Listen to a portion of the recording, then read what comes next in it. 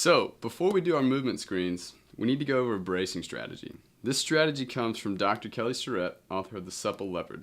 He's huge in the CrossFit world and just put this book out. If you don't have it, I would suggest getting it and read it until you're finished. If not, you can come by Next Level Fitness and we'll talk more about it. So to begin the bracing strategy, we're going to have Jack squeeze his butt as hard as he can. This is going to set his pelvis into a neutral position. And I'm sure you've heard of pouring the water out. You don't want to pour it out of the front or out of the back because that puts your hips in a bad position. Well, we also want to do this with our rib cage. We don't want to be too extended or too flexed. Right. So we're going to have Jack pull his rib cage down, squeezing his butt as hard as he can. Next thing he's going to do is tighten up his abs.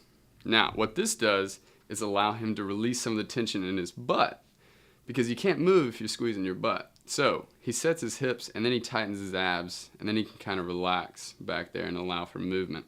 Last thing we're going to do is get Jack to put his head in a neutral position, which he's already done. So the next thing to kind of test if this bracing strategy is working, you want to have one hand on your sternum, one hand on your pelvis bone. Now if Jack is to bend over, say in a deadlift, we want to see that he maintains the distance between his two hands.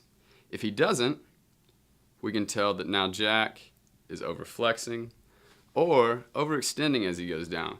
Both of those cause you to lose power and make your spine prone to injury in those positions. So there you have it, the bracing strategy.